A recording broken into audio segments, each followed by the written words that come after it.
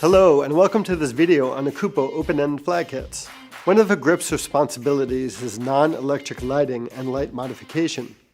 The grip achieves this by using flags or gobos, short for go-betweens, that are placed between the light source and subject. There are many different types of flags available, but the main categories are blocking light, reflecting light, reducing light, and diffusing light. Open-ended scrims have a metal frame with one side open to prevent or reduce the shadows caused by the frame itself. The frame is painted matte black to prevent unwanted reflections and features a 3/8 inch pin for easy mounting in grip heads and grip arms, as they are most commonly mounted on C-stand kits. Let's check out the different types of fabrics to see what they do. We'll start with our solid or black flag. The solid blocks light entirely. The bobbinet material reduces light with very little diffusion, if any.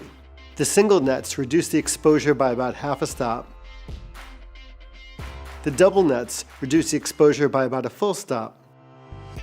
The black net reduces light without any ambient bounce, while the white net introduces some ambient bounce or a slight diffusion.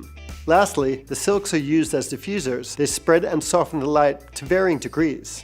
The artificial silk reduces your light output by about 1.5 stops and offers medium diffusion, while the quarter silk reduces your exposure by about half a stop and gives you a light diffusion.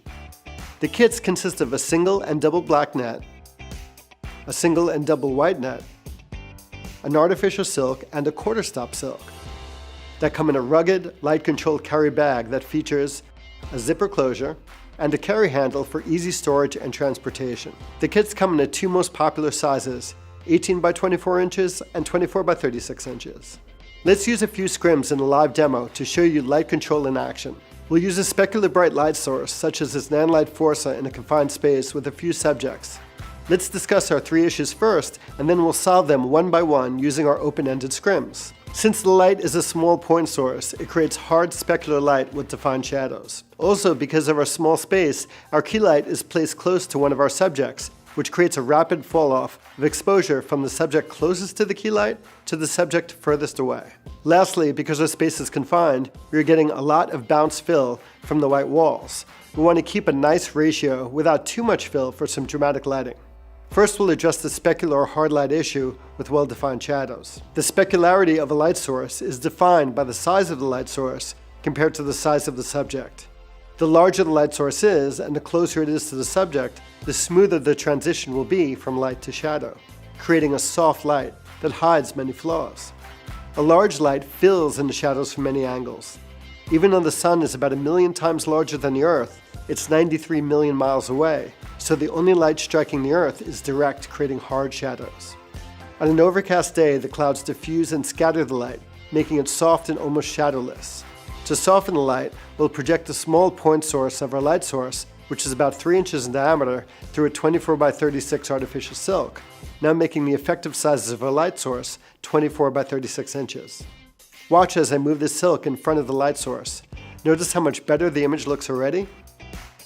If you look at the setup, you notice the flag is as close as possible to our subject, just out of the camera frame, for the softest light possible. Now we'll deal with the fall-off problem. Why does fall-off exist? Simply, it's because of the change of distance between the light source and the different subjects. As you may already know, due to the inverse square law, every time you double your distance, you lose 2 stops, leaving you with just 1/4 the amount of light. So in this instance, since the silk is only a couple of feet from the subject on the right, by the time we get to the last dude or dudette on the left, that's about 6 feet away, you've already lost about 3 stops of light, or only 1/9 of the light from the silk reaches him or her. The last person is 3 times the distance at 6 feet than the closest person at 2 feet away from the light source. Again, the sun is 93 million miles away, so if you moved a few feet or a few thousand miles closer to the sun produces no fall-off whatsoever, since that change in distance is insignificant in comparison to the 3 times distance increase from the light source to subject in our example. We're going to use 2 double black and double white nets open edge and block the light hitting the closest subject, and we'll use just a single black on the middle subject to even out the exposures for all 3 subjects. Notice how the lighting becomes more even from the closest subject to the furthest? Lastly, there's way too much fill, ambient bounce, or reduction of dramatic shadows because of the white wall is so close to our farthest subject. So we'll use a solid or black flag to create a negative fill that acts like a rectangular black hole that sucks up the light. We'll place the solid as close as possible to the fur of the subject to prevent reflection, restoring our rich dramatic shadow detail. This video shows you a few examples of how you can dramatically control your light with these awesome scrim kits. Go out and pick up a couple and take your lighting to the next level with Kupo Grit. Now that's a wrap. Thanks for watching. When it comes to your image making dreams and your grip equipment, at Kupo we like to say, never let go.